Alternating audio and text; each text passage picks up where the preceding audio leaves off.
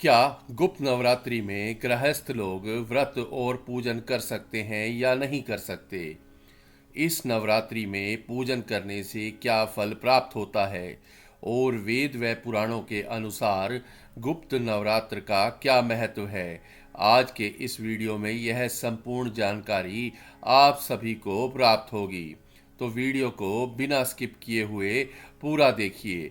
साथियों, सबसे पहले स्वागत है आपका हमारे YouTube चैनल रुद्रा डिवोशनल धार्मिक में। दोस्तों, हिंदू शास्त्रों के अनुसार एक वर्ष में कुल 4 नवरात्र होते हैं, जिनमें से सामान्यतः 2 नवरात्रियों के बारे में सभी को पता रहता है। शेष 2 गुप्त नवरात्र होते हैं। माँ दुर्गा की आराधना वैसे तो प्रत्येक दिन की जानी चाहिए, लेकिन नवरात्रि में देवी की पूजा का विशेष महत्व होता है। चैत्र और आषाढ़ मास के शुक्ल पक्ष की प्रतिपदा से नवमी तिथि तक 9 दिनों में देवी के 9 रूपों की आराधना का विधान है। इन नवरात्रों को वासंतिक नवरात्र और शारदीय नवरात्र के रूप में जाना जाता है। इसके अलावा भी साल में 2 नवरात्र ऐसे आते हैं जिनमें माँ दुर्गा की 10 महाविद्याओं की पूजा अर्चना की जाती है। तंत्र विद्या में आस्था रखने वाले लोगों के लिए यह नवरात्र बहुत महत्व रखते हैं।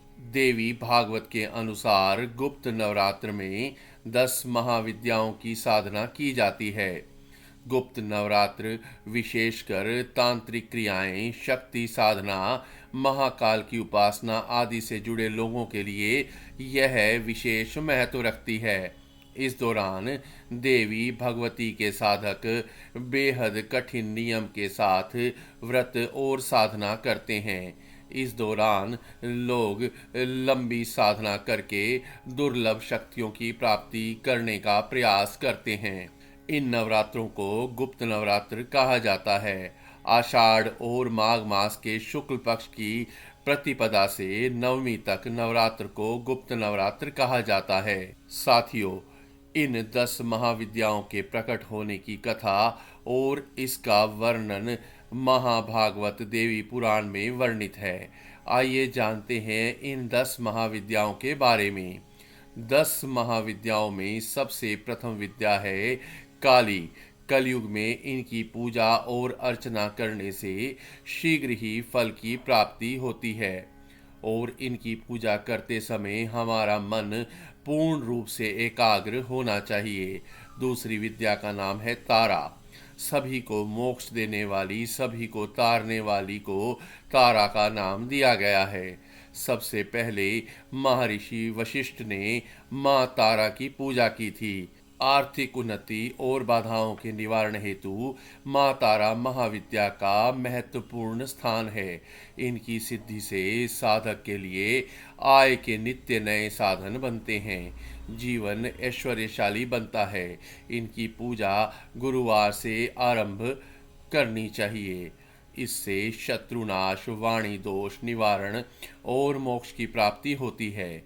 तीसरी विद्या है छिन्नमस्ता। माँ छिन्नमस्ता का स्वरूप गोपनीय है। इनका सर कटा हुआ है। इनके कबंध से रक्त की 3 धाराएं निकल रही हैं, जिसमें से 2 धाराएं उनकी सहेलियों और 1 धारा स्वयं देवी पान कर रही हैं। चौथे पहर संध्या काल में छिन्नमस्ता की उपासना से साधक को सरस्वती की सिद्धि प्राप्त होती है। राहु इस महाविद्या का अधिष्ठाता ग्रह है। चौथी महाविद्या है त्रिपुर भैरवी। शास्त्रों के अनुसार त्रिपुर भैरवी एकाक्षर रूप है। शत्रु संहार एवं त्रिव तंत्र बाधा निवारण के लिए भगवती त्रिपुर भैरवी महाविद्या साधना बहुत ही महत्वपूर्ण मानी जाती है। इससे साधक के स्वरूप और व्यक्तित्व में विशेषता आ जाती है। इसका रंग लाल है और यह लाल रंग के वस्त्र को धारण करती है। गले में मुंडमाला तथा कमल आसन पर विराजमान है। त्रिपुर भैरवी का मुख्य लाभ बहुत कठोर साधना से प्राप्त होता है। पंचम महाविद्या है धूमावती। धूमावती का कोई स्वामी नहीं। इनकी उपासना विपत्ति नाश, रोग निवारण तथा युद्ध में विजय प्राप्ति के लिए की जाती है। षष्ठम महाविद्या है बगुलामुखी। शत्रु बाधा को पूर्णतः समाप्त करने के लिए बहुत महत्वपूर्ण साधना है। इस विद्या के द्वारा देवी प्रकोप की शांति, धन धान्य प्राप्ति, भोग और मोक्ष दोनों की सिद्धि होती है। इसके 3 प्रमुख उपासक ब्रह्मा, विष्णु एवं भगवान परशुराम रहे हैं। भगवान परशुराम जी ने यह विद्या द्रोणाचार्य जी को प्रदान की और देवराज इंद्र के वज्र को इसी बगुला विद्या के द्वारा निष्प्रभावी कर दिया था। युधिष्ठिर ने भगवान कृष्ण के परामर्श पर कौरवों पर विजय प्राप्त करने के लिए बगुलामुखी देवी की आराधना की। सप्तम महाविद्या का नाम है षोडशी महाविद्या।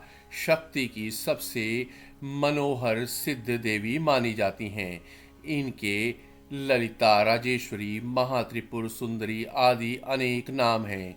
षोडशी साधना को राजेश्वरी इसलिए भी कहा जाता है क्योंकि यह अपनी कृपा से साधारण व्यक्ति को भी राजा बनाने में समर्थ होती है। इनमें षोडश कलाएं पूर्ण रूप से विकसित हैं, इसलिए इनका नाम माँ षोडशी है।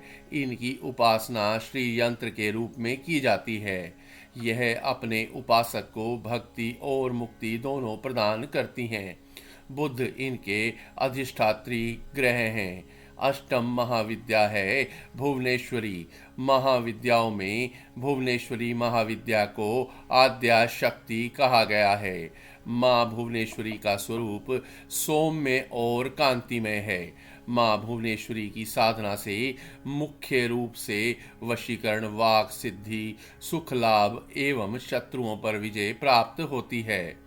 पृथ्वी पर जितने भी जीव जंतु हैं सभी को इनकी कृपा से अन्न प्राप्त होता है। इसलिए इनके हाथों में शाक और फल फूल के कारण इन्हें माँ शाकंभरी नाम से भी जाना जाता है। चंद्रमा इनके अधिष्ठात्री ग्रह हैं। 9वीं महाविद्या है मातंगी।